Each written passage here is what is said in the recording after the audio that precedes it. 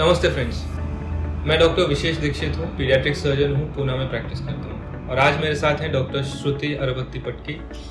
Madam एक anaesthesiologist हैं और अनुबंध फर्स्ट एड एकेडमी इंडिया की फाउंडर एंड CEO हैं। वो लोगों को फर्स्ट एड सिखाती हैं, बेसिक और एडवांस्ड रिस्पॉन्डर केयर। मतलब अगर आप सड़क पे जा रहे हैं, अचानक कुछ हो गया तो क्या करना चाहिए, कोई गिर गया, बेहोश हो गया, एक्सीडेंट हो गया, ब्लीडिंग हो रहा है, सांस नहीं ले रहा है, ऐसे सिचुएशंस में क्या करना चाहिए, ये मैडम सबको सिखाती है। हाल ही में she has been selected to be the only national master trainer at the national headquarters Delhi for Indian Red Cross Society. आज हम जानेंगे कि सर्जन्स आपको क्यों बोलते हैं कि सर्जरी के पहले पेशेंट को भूखा रखना पड़ता है। अक्सर माँ बाप ये पूछते हैं कि अरे हमारे बच्चे को 6 घंटा भूखा क्यों रखना है।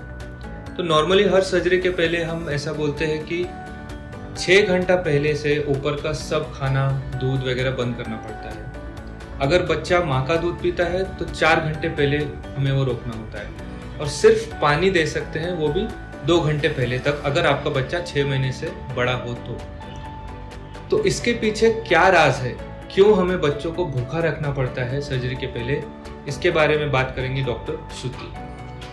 तो बेसिकली एक एस्पिरेशन सिंड्रोम करके चीज़ होती है जिससे हम सब बहुत डरते हैं। तो ये होता क्या है, आपके जो फेफड़े हैं वो आपकी सांस की नली के साथ जुड़े हुए हैं। सांस की नली के बिल्कुल पीछे आपकी खाने वाली नली है जो जुड़ती है आपके पेट के साथ। अब जब ऑपरेशन के लिए बच्चे को अंदर लिया जाता है तब उनको बेहोश किया जाता है, और सिर्फ बच्चों को नहीं पर हम बड़ों को भी भूखा प्यासा रखते हैं ऑपरेशन से पहले।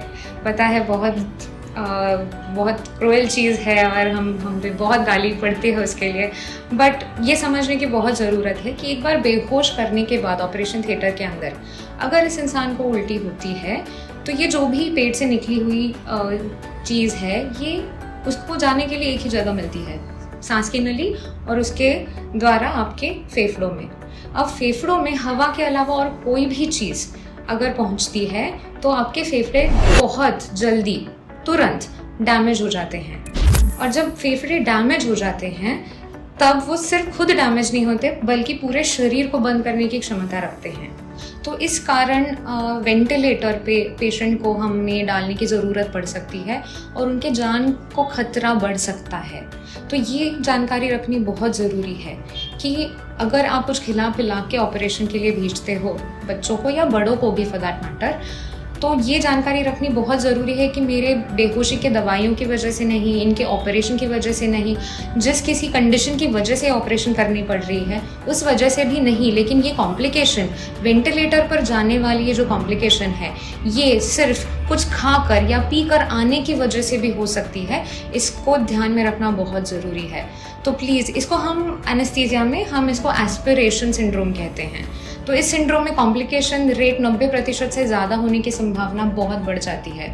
तो ये जानकारी रखनी बहुत ज़रूरी है। तो अगर आपके सर्जन आपको कहते हैं कि कुछ खा के मत आइए, कुछ पी कर मत आइए, तो प्लीज़ ये जो भी स्टारवेशन है, मतलब भूखा रहने का ये जो समय है, इसको हमेशा फॉलो करें और कॉम्प्लिकेशन रेट को कम रखें। तो दोस्तों, आपने देखा कि कितना ज़रूरी है और क्यों ज़रूरी है बच्चों को या किसी भी पेशेंट को सर्जरी के पहले भूखा रखना।